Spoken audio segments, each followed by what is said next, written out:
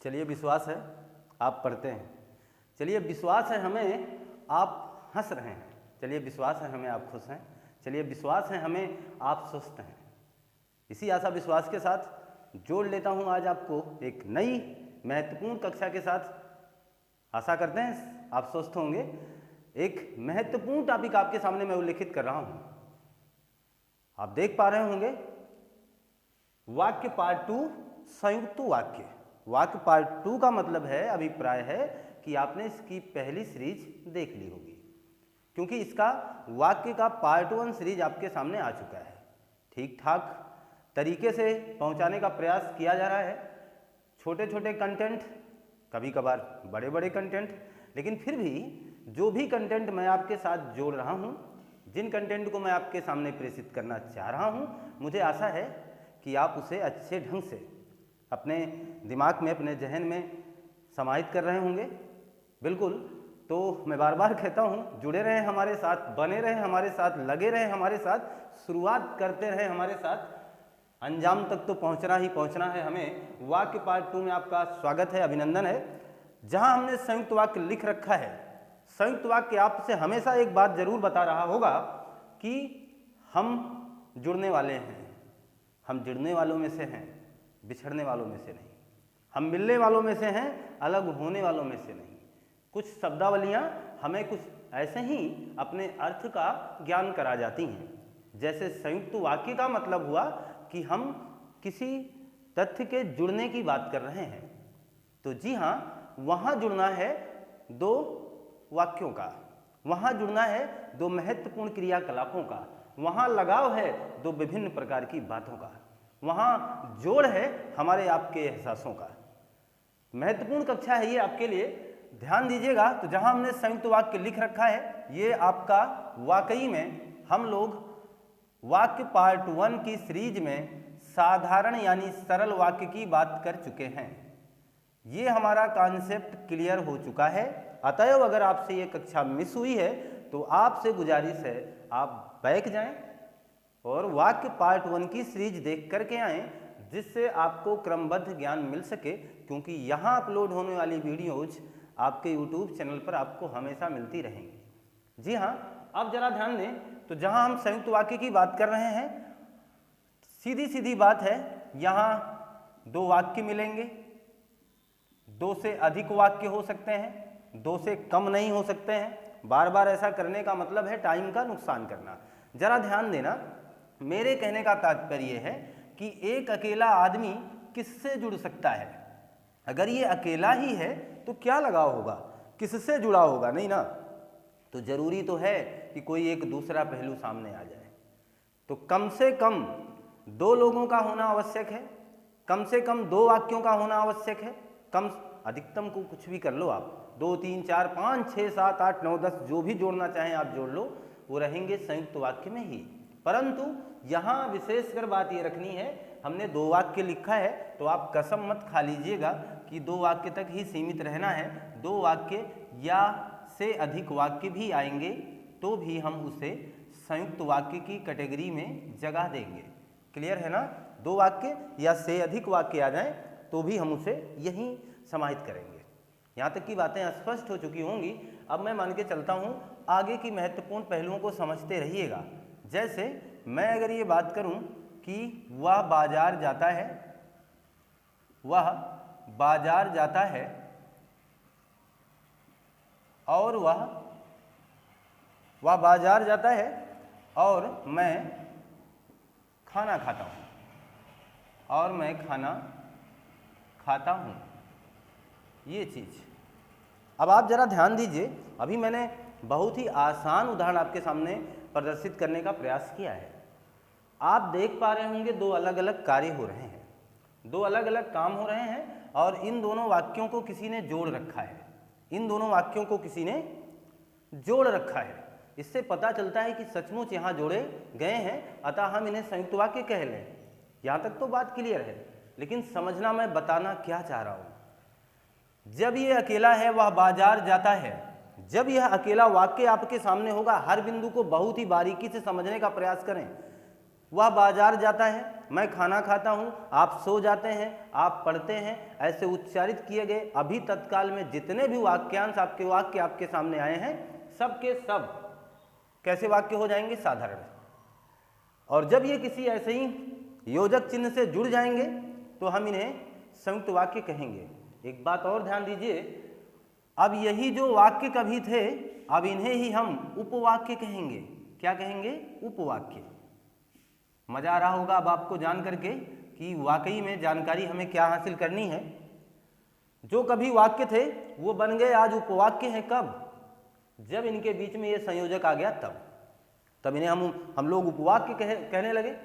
यहाँ तक की बातें क्लियर हो गई। अब जरा समझें, मैं आपको बताना क्या चाह रहा हूँ। मेरा अभिप्राय है, मैं कहना चाहता हूँ कि संयुक्त वाक्य कभी भी एक दूसरे पर आश्रित नहीं होते हैं। स्टार पहलू हैं, इन्हें आपको जरूर याद रखना है, अन्यथा आप गलत कर जाएंगे। आश्रित नहीं होते हैं अर्थात इनके कार्यदायित्व स्वतंत्र होंगे, इनके क्रियाकलाप जो होंगे वो स्वतंत्र होंगे। समझते रहिएगा जरा इस बात को। वह बाजार जाता है, अगर इस वाक्य का सोचना जरा, वह बाजार जाता है, क्या इस वाक्य का कोई भी दायित्व इस पर है? आप यूं समझ जाएं कि मैं अगर इस वाक्य को आपके आंखों के सामने से ओझल कर दूं तो भी ये वाक्य आपके लिए समाहित है, संपूर्ण जानकारी आपको देने के लिए काफी है। यानी ये वाक्य इस तरीके से नहीं है कि यदि बरसात होगी तो फसल अच्छी होगी, क्योंकि अब उन पर मैं आश्रित हूं। यदि आप अच्छी पढ़ाई करेंगे तो सफल हो जाएंगे, इसका मतलब आपकी सफलता आपकी पढ़ाई पर आश्रित है। क्या यहां ऐसा है कि वह बाजार जाएगा तभी मैं खाना खाऊंगा?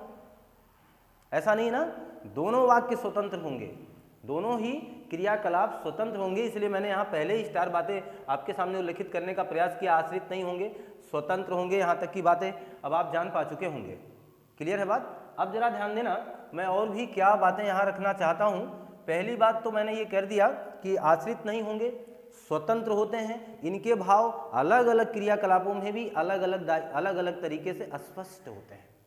ठीक, इन्हें ही हम, पहले मैं उन्हीं बातों को रखूंगा जो आपके लिए बहुत जरूरी हैं, इन्हें ही हम समानाधिकरण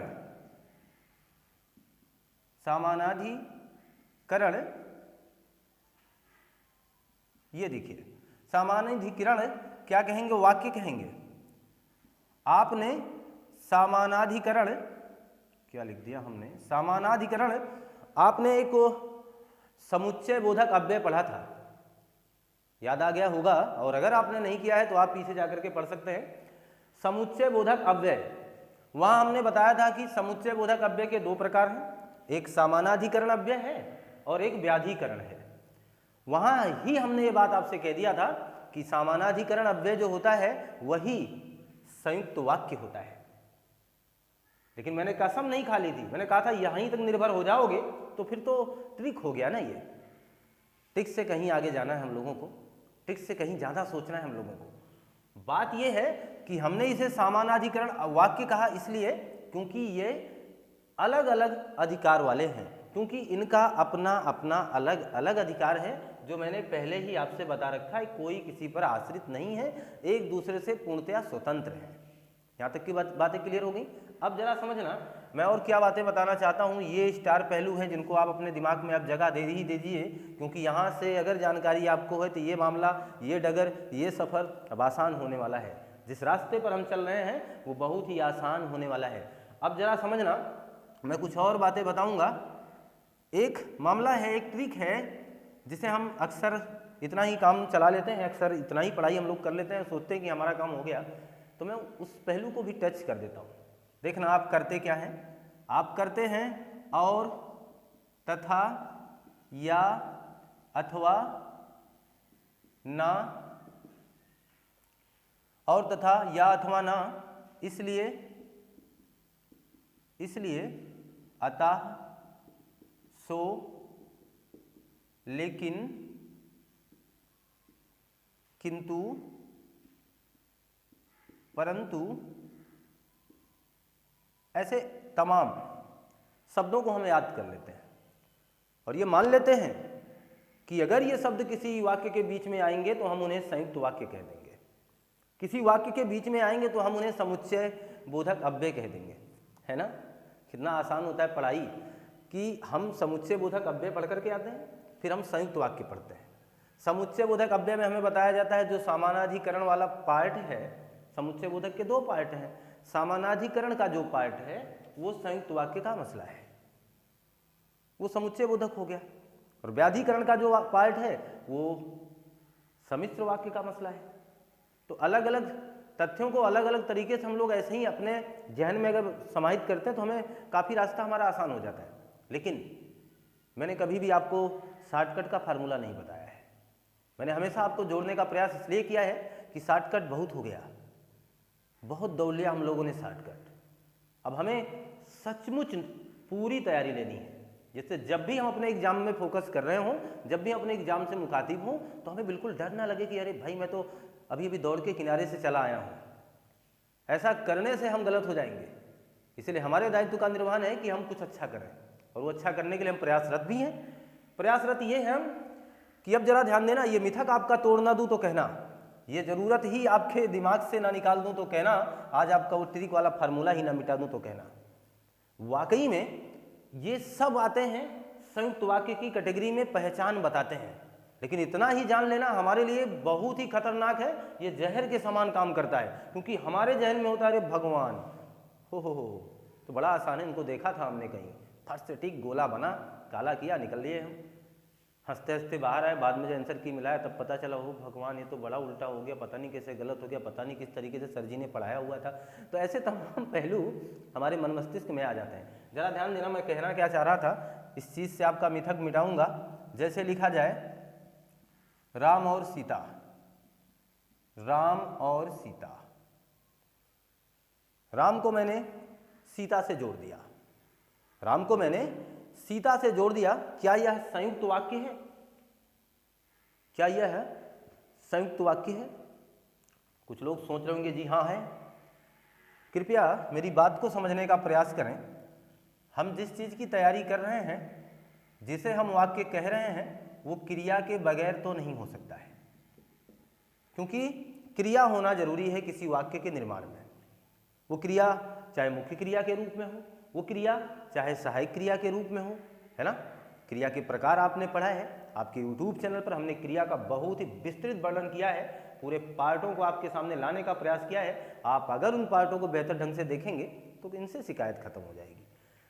हमने कहा कि राम और सीता ये कोई वाक्य नहीं है, सचमुच ये कोई वाक्य नहीं है, क्योंकि इसमें क्रिया नहीं है। पहली बात समझ गए होंगे आप, हम इसे समुच्चय बोधक अव्यय कहेंगे, समुच्चय बोधक अव्यय।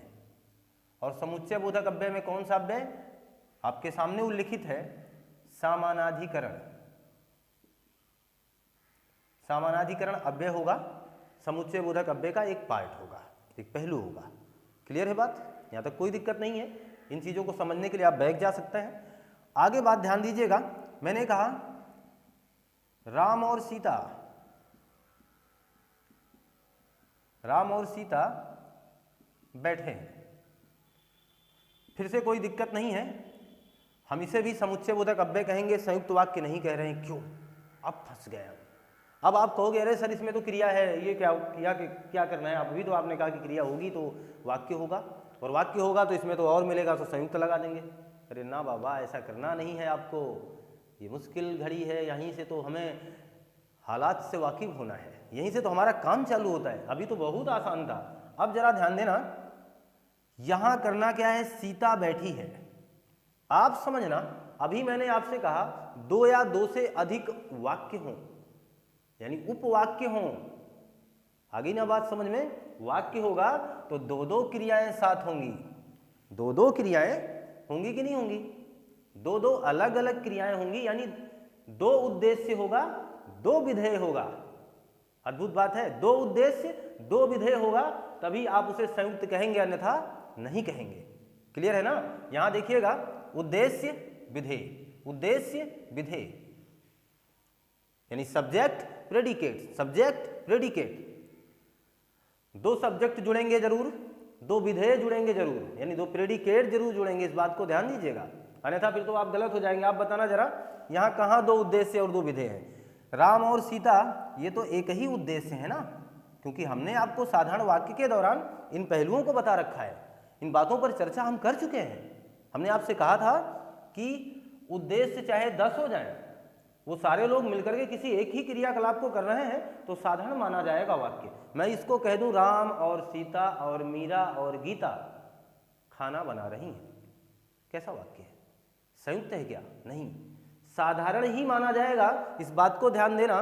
तो और देख करके अपने मन मस्तिष्क को मोड़ मत दीजिएगा, ये सोचिएगा कि हम करने के आए हैं और हमसे पूछा क्या जा रहा है।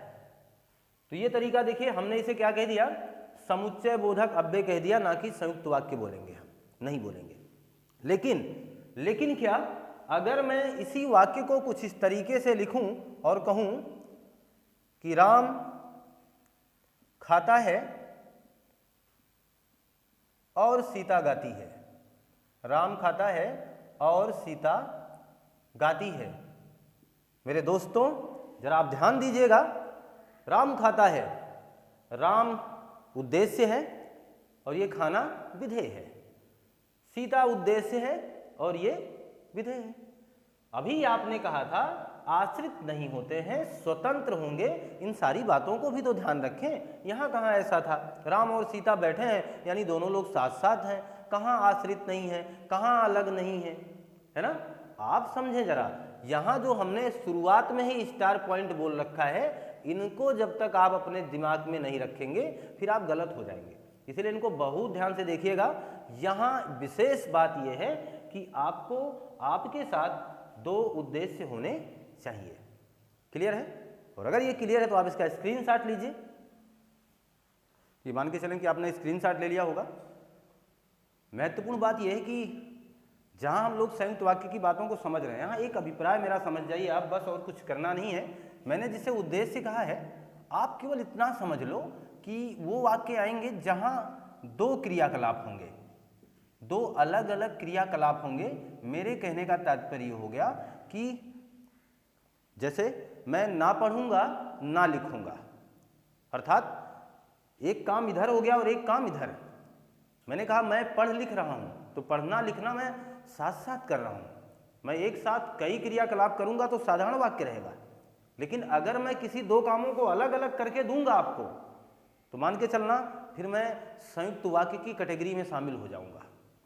मैंने आपको इसके पार्ट 1 में ये बात बताने का प्रयास किया है, इसलिए मैंने आपसे बार बार कहा कि पार्ट 1 जरूर देखें, क्योंकि अगर मैं उन चीज़ों को यहीं जोड़ता रहा तो फिर तो ये सीरीज बहुत बड़ी हो जाएगी, है कि नहीं? इसलिए हमें पीछे जाकर के बैक होकर के अपनी सीरीजों को क्रमवार देख लेना चाहिए। अगर हम साधारण वाक्य को भली भांति जान गए तो संयुक्त वाक्य को तो कतई वहाँ जगह नहीं देंगे।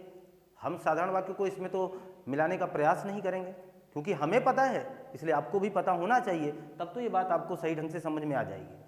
ठीक है, तो मैंने यही कह दिया कि दो क्रियाकलाप अलग अलग हों। आप इतना मान के चलना, यहाँ उद्देश्य होगा प्लस विधेय होगा। फिर जहां ये जुड़ेगा, जिससे ये प्लस होगा, उसके ठीक बाद फिर से यही उद्देश्य और यही विधेय होंगे। इस बात को आप जान लीजिए, ये इसका फार्मूला है। और अगर ऐसा नहीं होता है तो आप उसे संयुक्त वाक्य नहीं मानेंगे। और जिनके जहन में ये बात चल रही हो कि उद्देश्य क्या है, विधेय क्या है, तो कृपया मेरी गुजारिश है आप पीछे जरूर जाकर के देखें। और अगर समझ पा रहे हैं तो यहाँ इस कक्षा से जुड़े रहें। और अगर इसको और भी सहजता से जानना चाहें तो उद्देश्य का मतलब होता है कर्ता तथा उसका विस्तारक। ये पूरा मामला उद्देश्य हो गया। विधेय का मतलब होता है क्रिया, क्रिया विशेषण या क्रिया का विस्तारक कह लें। ये सब क्या होते हैं? विधेय होते हैं। तो उद्देश्य और विधेय की बात यहीं तक है। ये वाक्य के दो पार्ट हैं, वाक्य के बारे में बात हो चुकी है। सबसे पहले मैंने वाक्य को ही बताने का प्रयास किया और वाक्य के पार्ट 1 में हमने इन बातों पर चर्चा कर रखी है। तो अब जरा ध्यान दें, जहां मैंने संयुक्त वाक्य की बात की है और अब मैं कहना ये चाहता हूं कि संयुक्त वाक्य के 4 प्रकार होते हैं। यहां से मजेदार पहलू जोड़ रखा हूं। इसके कितने प्रकार होंगे? 4। एक होगा संयोजक, समझते रहिएगा जरा। एक होगा संयोजक और एक प्रकार है जिसका नाम है विभाजक। संयोजक और एक हो गया आपका विभाजक। हमने चार उल्लिखित कर रखा है, एक विरोधाभासक होता है और एक परिमाण सूचक होता है। चलिए कोई बात नहीं, साथ ही लिख देते हैं सब। एक होता है विरोधाभासक या विरोधावाचक लिखा जाए, कोई दिक्कत नहीं उसमें, और एक होगा आपका परिमाणवाचक। क्लियर है? तो संयोजक, विभाजक, विरोधाभासक और परिमाणवाचक ये चार पहलू हैं संयुक्त वाक्य के। यहाँ से आप इस टॉपिक को और भी बढ़िया से समझ सकते हैं और भी अच्छा कर सकते हैं इसके साथ, और यानी बेहतर कर पाएंगे। संयोजक में जरा ध्यान देना, आएगा और, इसमें आता है तथा, इसमें आएगा एवं, और तथा एवं। जैसे उदाहरण भी लेते रहें तो बेहतर होगा। अभी मैंने दिया था, मैं पढ़ूंगा और लिखूंगा, समझते रहिएगा। मैं पढ़ता लिखता हूं साधारण वाक्य है, लेकिन आप इस बात को समझना, मैं पढ़ूंगा और लिखूंगा, इसका मतलब क्या ही है? जैसे वह पढ़ता हुआ लिखता है, वह खाता हुआ सोता है, साधारण वाक्य में ही रहेंगे। उद्देश्य दो होने चाहिए, इस बात को भी ध्यान देना। अगर कोई इकलौता व्यक्ति ही सारा काम कर जाएगा, मैं पढ़ूंगा और लिखूंगा और खाऊंगा और नहाऊंगा, यार कहीं नहीं जाना है, सब साधारण वाक्य की कैटेगरी में ही लाना है। समझ रहे? यानी दोनों चीजें अलग अलग होनी चाहिए। मैं पढ़ता हूं और वह लिखता है, मैं खाता हूं और वह सोता है, आप जागते हैं और मैं पढ़ता हूं, सोता हूं, कुछ भी।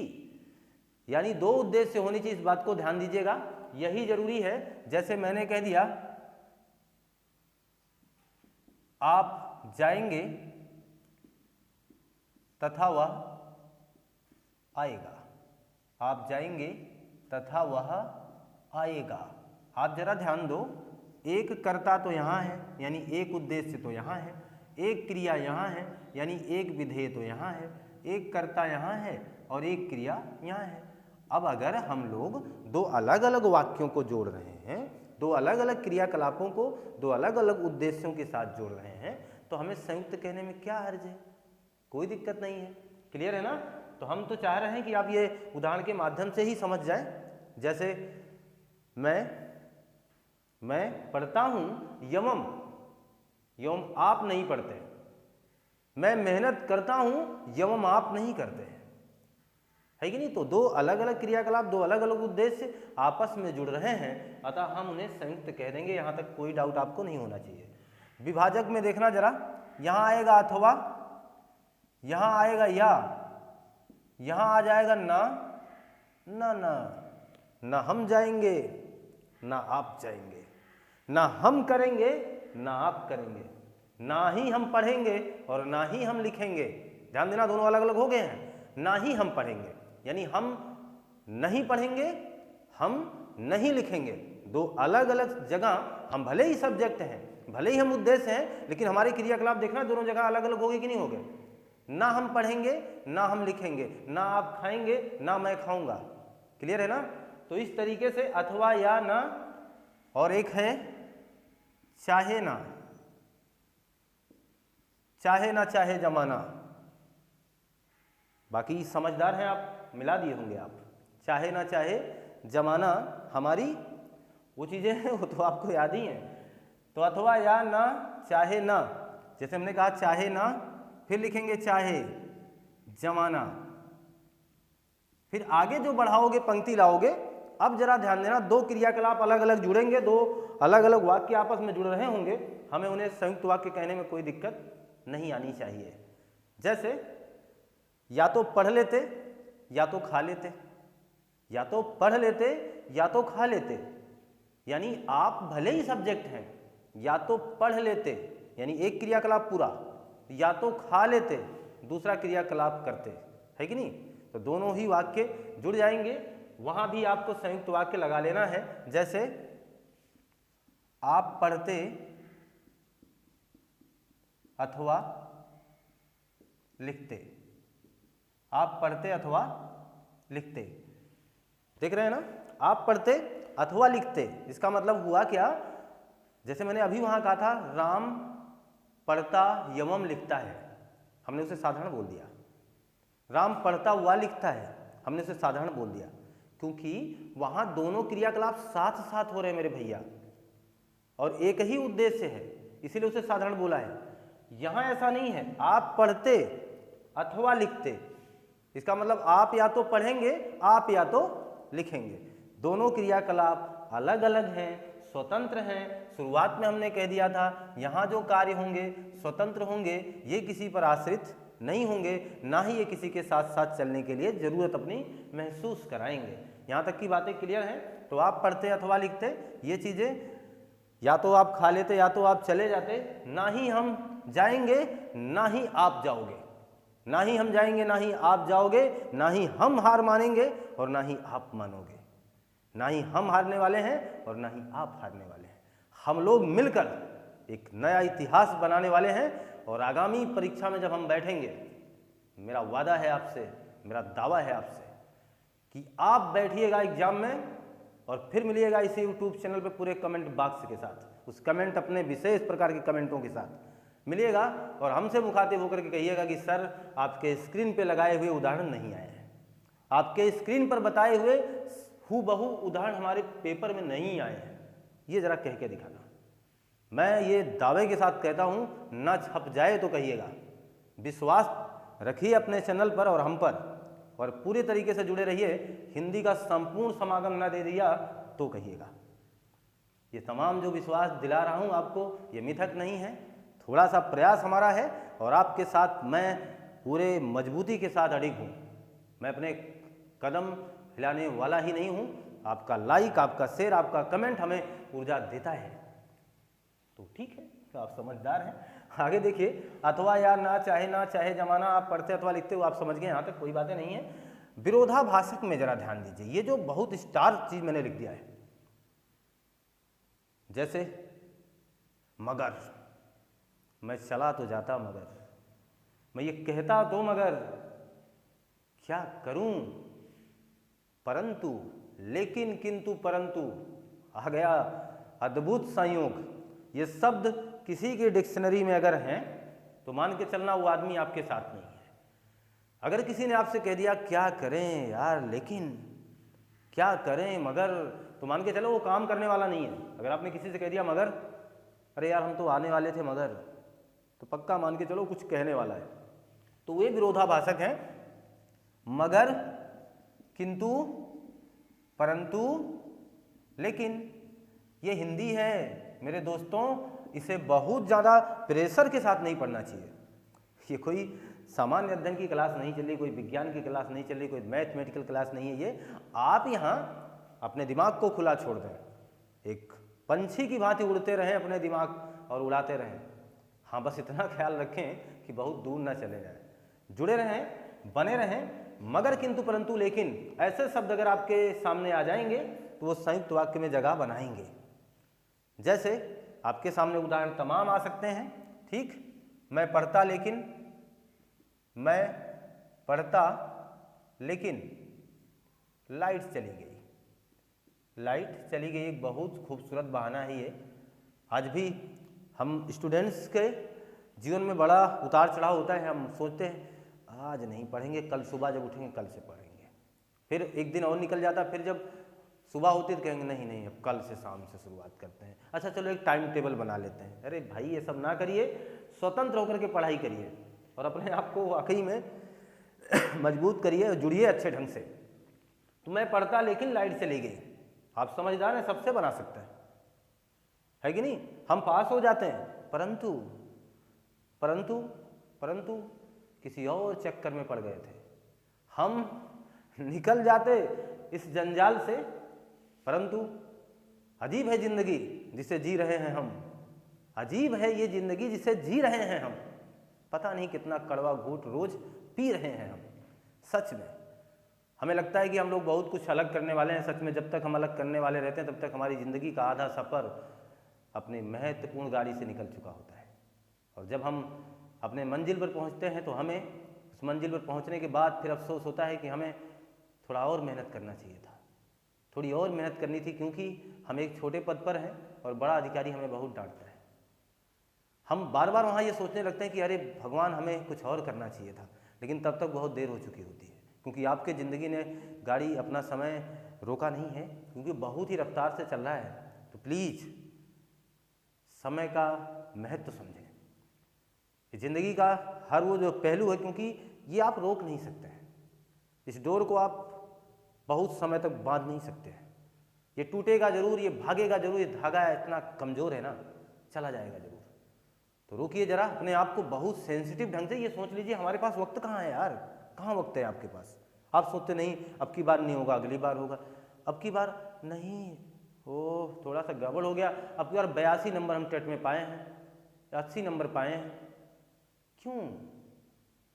क्यों अब की बार इतना पाए हो। कुछ लोग कहते हैं अरे मेरा पहली बार है, अरे ये प्यार है यार, वहाँ गाना गा रहे मेरा पहली बार है, वहाँ भी ये पहली बार है क्या। वहाँ ऐसा करने के लिए आप पहली बार करते हैं, और तब तक आपका जीवन का सफ़र पता नहीं कितनी बार चला जाता है आगे। इसलिए पहली बार तो हटाइए आप जहन से। आगे देखिएगा, परिमाणवाचक की मैं बात कर लेता हूँ। परिमाणवाचक में जैसे अभी लिखा ही था मैंने, इसलिए अतः सो, ये परिमाणवाचक हैं। जैसे इसलिए मैंने ये काम किया, इसलिए ये फल मिला हमें। आप कहते नहीं है कि पूरा बड़ी मेहनत किया इसलिए हमें सफलता मिली, ऐसा हो गया, अतः मैंने ये वर्क किया, अतः हमें यह परिणाम प्राप्त हुआ, है ना। तो इसीलिए तो इसे परिमाणवाचक में रखा गया। इसलिए कहीं मिल जाए, अतः कहीं मिल जाए, सो कहीं मिल जाए, तो बात बराबर है, बात आपके साथ जुड़ी हुई है। आप कृपया इन्हें संयुक्त वाक्य में जगह दीजिएगा। ध्यान बस उतना रखिएगा कि संयुक्त वाक्य तभी होता है जब दो क्रियाकलाप अलग अलग होते हैं, कोई किसी पर आश्रित नहीं होता है, कर्ता कभी यह बाध्य नहीं है कि उसे दोनों काम करने ही करने हैं।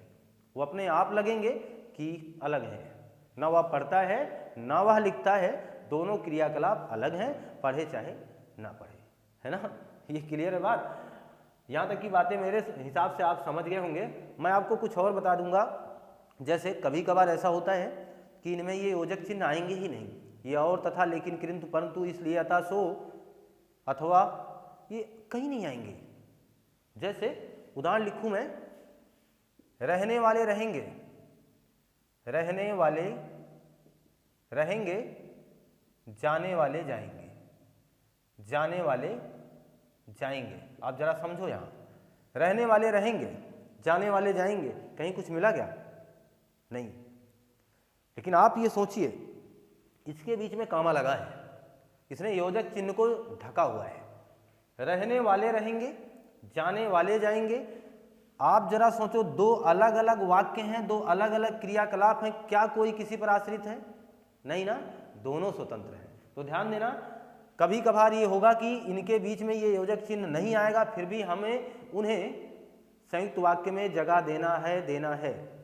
ठीक, जैसे एक उदाहरण और लिख दूं मैं, क्या सोचा था क्या हो गया, क्या सोचा था क्या हो गया, क्या सोचा था क्या हो गया। आप जरा इस बात को ध्यान दो, क्या सोचा था क्या हो गया, यानी हम इस शब्द का बहुत बार प्रयोग करते हैं, क्या सोचा था क्या हो गया। तो क्या सोचा था एक अलग वाक्य, क्या हो गया एक अलग वाक्य। क्या कोई किसी पर आश्रित है? नहीं ना। क्या मेरे सोचने से होगा, या हो गया तो क्या मैं सोचूंगा तभी होगा? नहीं ना, दोनों वाक्य अलग अलग हैं, दोनों कोई किसी पर आश्रित नहीं है, इसलिए हम इसे संयुक्त वाक्य में ले जाएंगे। काम किया है, पैसा तो मिलेगा ही। देखो बेहतरीन वाक्य है, काम किया है, काम किया है, कमा, पैसा तो मिलेगा ही। लीजिए, काम किया है, पैसा तो मिलेगा ही, दोनों जगह फिर कामा लग गया। तो ध्यान यह भी देना, कभी कभार ऐसे वाक्य आ जाएंगे कि आप योजक चिन्ह को ही ढूंढते रह जाओगे और उसमें से बीच में कहीं ऐसा कुछ मिलेगा नहीं, आप उसे भी साधारण वाक्य लगा के चले आओगे। ऐसा नहीं करना है। साधारण वाक्य ने आपको सब कुछ बता रखा है कि मैं कहाँ लगाया जाऊँगा। मेरा उद्देश्य होगा एक, मेरा विधेय होगा एक, चाहे वो अलग अलग रूपों में क्यों ही ना आ जाए, उसे साधारण वाक्य बोलेंगे। संयुक्त ने कहा, मैं कभी एक उद्देश्य और एक विधेय के साथ आपसे मुखातिब नहीं होऊंगा, मेरे साथ दो उद्देश्य होंगे, दो विधेय होंगे, या उससे अधिक उद्देश्य होंगे, उससे अधिक विधेय होंगे। यहाँ तक की बातें क्लियर हो गई। अगर ये सारी बातें क्लियर होगी तो आपका संयुक्त वाक्य का जो टॉपिक है वो भी क्लियर हो गया, पूरी जानकारी आपके पास चली गई, संपूर्ण रूप से आपने इसके बारे में जान लिया है। हम जिसे संयुक्त वाक्य बोले हैं वहाँ स्टार बात बोले हैं, इसे ही हम समानाधिकरण वाक्य कहते हैं। इस बात को ध्यान दीजिएगा, समानाधिकरण वाक्य किसे कहा जाता है, तो ये चीज आप बताइएगा। संयुक्त वाक्य कौन है या संयोजक वाक्य किसे कहेंगे, तो इसी को ही कहेंगे। क्लियर है? तो अगर ये सारी बातें, सारे कॉन्सेप्ट आप तक अच्छे ढंग से मैं पहुंचा पाया हूँ, पूरी बातें आप बेहतरीन ढंग से जान चुके हैं, ये सारे पहलू आपके सामने एक अच्छे ढंग से मैं बता पाया हूँ और आप सारी बातों को बेहतरीन ढंग से समझ पाए हैं, क्योंकि आपके लिए महत्वपूर्ण है। मेरा बताना तब तक कारगर साबित नहीं होगा जब तक आपका इससे कोई फायदा ना हो। जब तक आप ये समझ ना पाए फिर तो बताने का कोई मतलब नहीं। मैं लाख पढ़ाता रहूं, लाख कोशिशें करता रहूं, अगर आप उस बात को समझ नहीं पा रहे हैं तो मेरा कार्य दायित्व ही बेकार है। और अगर मैंने अच्छा किया है तो लाइक करें, शेयर करें, सब्सक्राइब करें, कमेंट करें और अपने चैनल को ढेर सारा प्यार दें। हमेशा खुशहाल रहें और हमेशा खुश रहें, मस्त रहें, स्वस्थ रहें। मिलता हूं मैं आपसे नई कक्षा में। आपका दिन शुभ हो। आपको बहुत बहुत धन्यवाद।